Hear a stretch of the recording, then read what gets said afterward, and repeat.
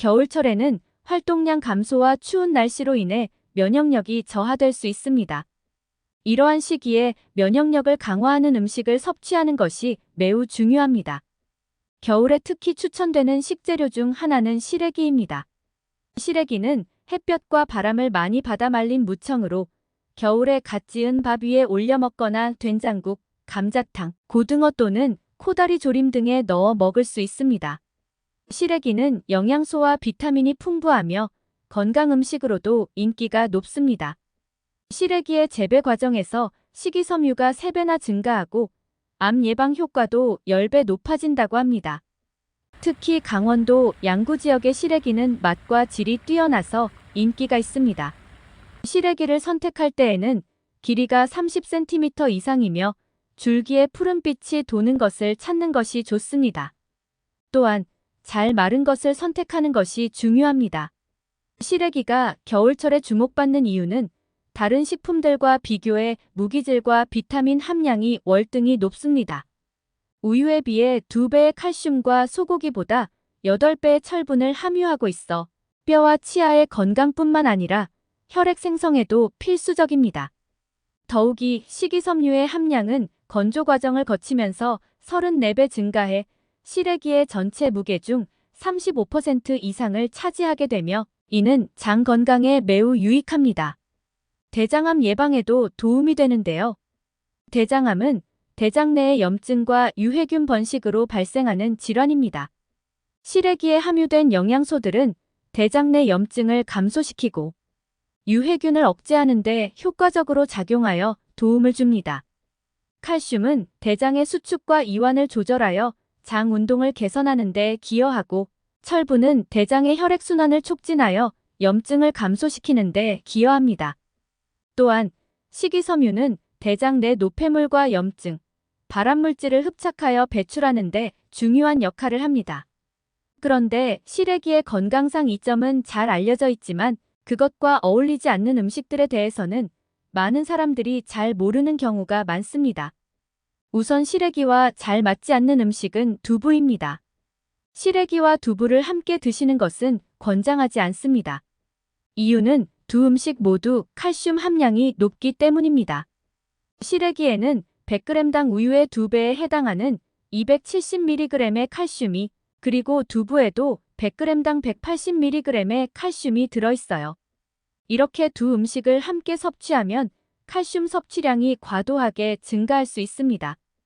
건강한 식단에서는 칼슘과 인의 균형을 유지하는 것이 중요한데 과도한 칼슘 섭취는 혈중 칼슘 농도를 높여 신장에 부담을 줄 수 있습니다.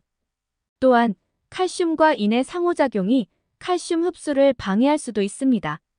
그리고 두부에 함유된 피틴산은 시래기에 있는 칼슘과 같은 미네랄을 흡착하여 몸 밖으로 배출시키는 역할을 합니다.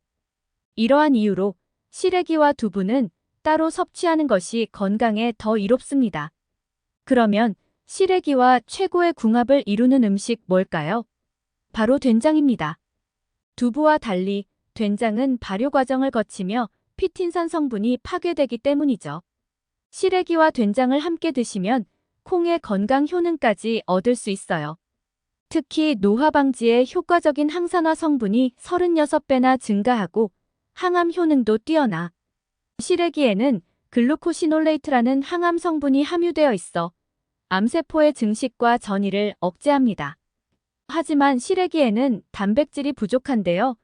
이때 된장을 함께 드시면 단백질이 영양상으로 완벽하게 보완되고 맛도 더 좋아진답니다. 더욱이 된장에 있는 비오틴이 단백질 합성을 촉진해 노년기 근감소증 예방에 도움을 줍니다.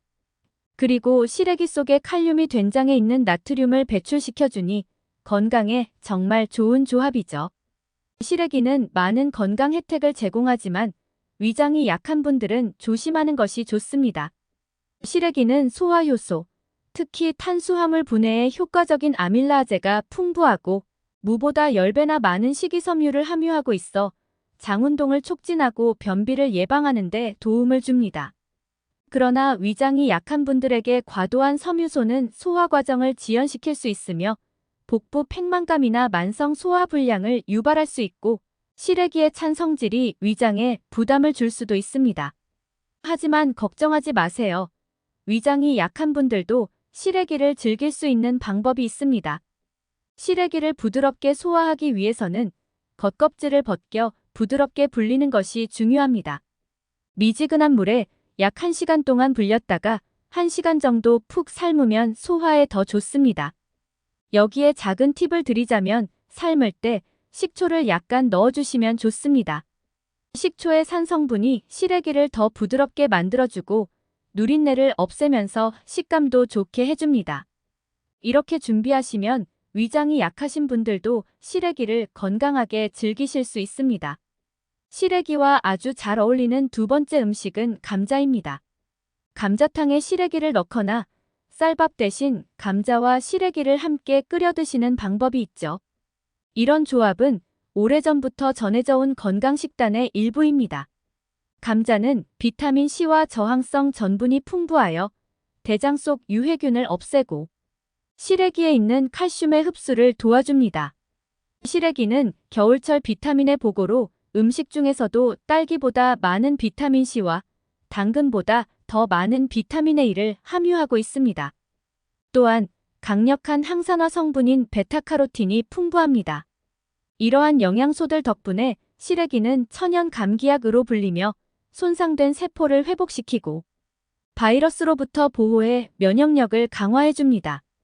또한 이들 성분은 항산화 작용을 통해 몸속 노화와 염증을 일으키는 활성산소를 제거하고 콜레스테롤 수치를 낮춰주며 혈관을 강화하여 심혈관 건강에도 이롭습니다. 감자와 시래기에는 비타민에 관련된 흥미로운 공통점이 있습니다. 일반적으로 비타민은 열에 약한 경향이 있지만 시래기와 감자에 포함된 비타민, 특히 비타민 C는 열에 강한 특성이 있습니다. 국이나 조림과 같은 조리 과정에서도 비타민 C의 손실이 거의 없습니다. 때문에 시래기와 감자를 이용한 요리는 영양가를 크게 잃지 않고 즐길 수 있습니다. 시래기는 당뇨 예방에도 효과적입니다. 이는 음식물의 소화 흡수를 천천히 하여 식후 혈당 상승을 방지해주기 때문이죠. 또한 칼슘과 인의 상호작용으로 골밀도를 증가시켜 골다공증 예방에도 도움을 줍니다. 치아를 강화하는 효과도 있어 잇몸과 치아 건강에도 이롭습니다.